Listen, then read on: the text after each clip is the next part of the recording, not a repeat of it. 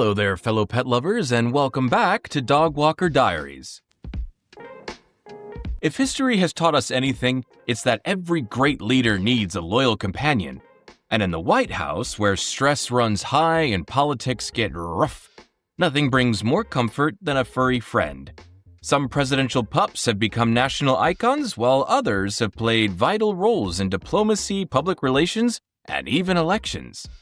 From Cold War canine gifts to mischievous terriers stealing the show at press conferences, America's first dogs have had quite the impact on history. These aren't just cute companions lounging in the Oval Office. These dogs have played starring roles in some of the most fascinating and unexpected moments of U.S. history. So grab a treat, sit, and stay while we tell you the 10 best stories of presidential dogs. Number 1. George Washington's American Foxhounds, the founding father of first dogs. George Washington wasn't just the father of our country, he was also the father of American Foxhounds. An avid hunter, Washington bred a superior hunting dog by mixing his black and tan coonhounds with French hounds gifted to him by the Marquis de Lafayette. Among his beloved pack were Sweetlips, Scentwell, and Vulcan. Vulcan was particularly mischievous, once sneaking into the Mount Vernon kitchen and stealing an entire ham off the table. Washington laughed off the incident, proving that even the most powerful man in America had a soft spot for his furry friends. Washington's devotion to his hounds set a precedent. Every president after him would have big paws to fill. Number 2. Abraham Lincoln's Fido, the dog that defined a name. For many of us, classic dog names include names like Rex, Fifi, Fluffy, and Fido. And if you've ever wondered who's responsible for Fido being on this list, that'll be our 16th president, Abraham Lincoln. Before entering the White House, Lincoln had a dog named Fido, a lovable mixed breed known for trailing behind his master through the streets of Springfield. Fido was not a fan of loud noises or large crowds, so when Lincoln became president, he made the heartbreaking decision to leave Fido behind with family friends to ensure the pup's comfort. But he left instructions for how Fido should be treated.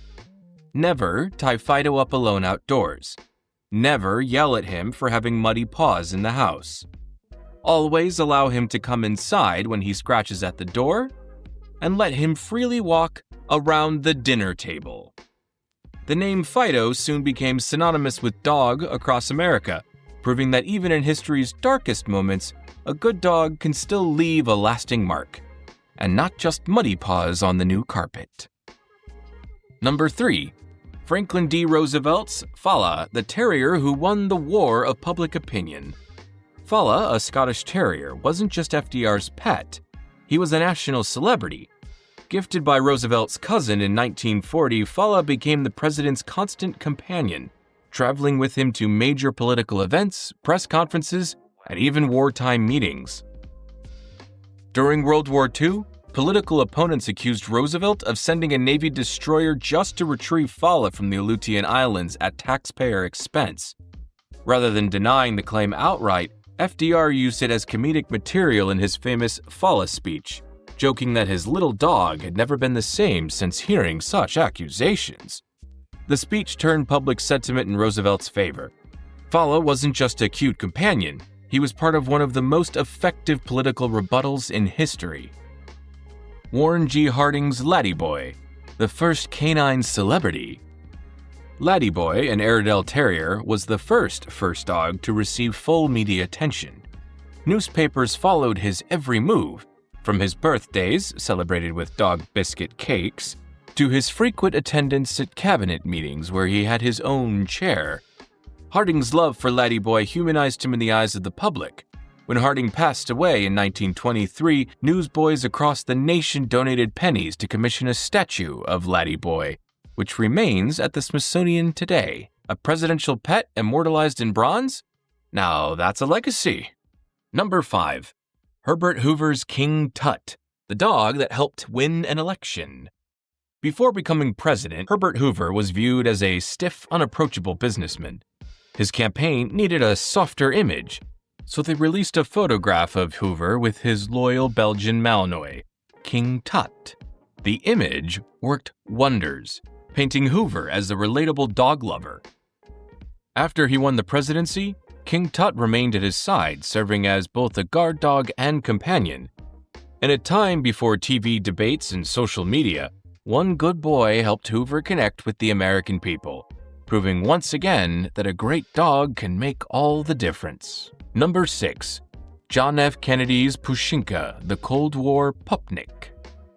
In an extraordinary gesture of diplomacy, Soviet Premier Nikita Khrushchev gifted JFK a dog named Pushinka.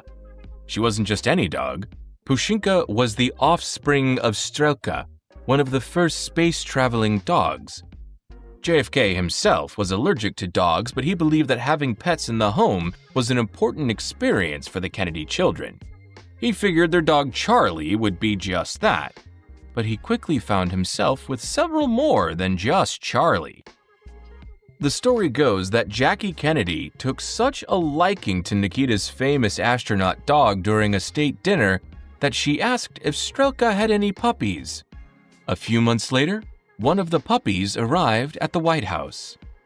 However, because the country was in the middle of the Cold War with Russia, Pushinka had to undergo extensive security checks to ensure she wasn't, say, carrying a listening device for the KGB before joining the Kennedy family.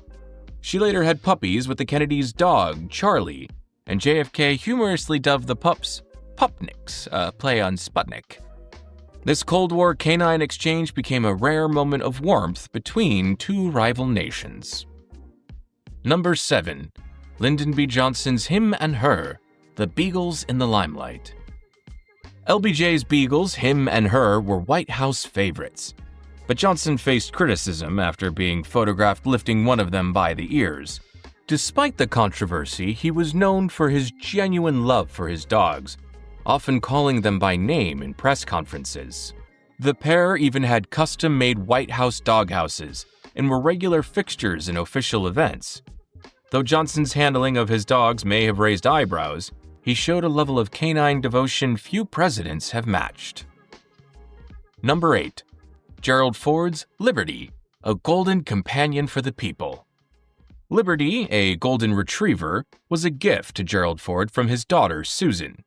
Liberty was often seen beside Ford, making the often serious president seem more approachable. One of Liberty's most famous moments came when she unexpectedly gave birth to puppies in the White House.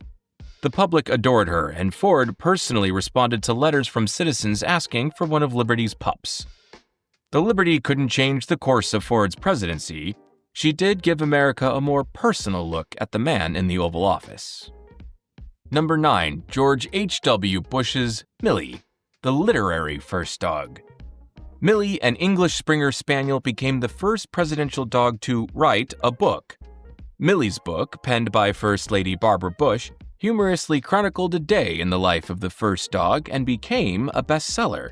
Beyond her literary fame, Millie was so loved by those back in Bush's hometown that citizens petitioned for 5 years to build a dog park in her honor.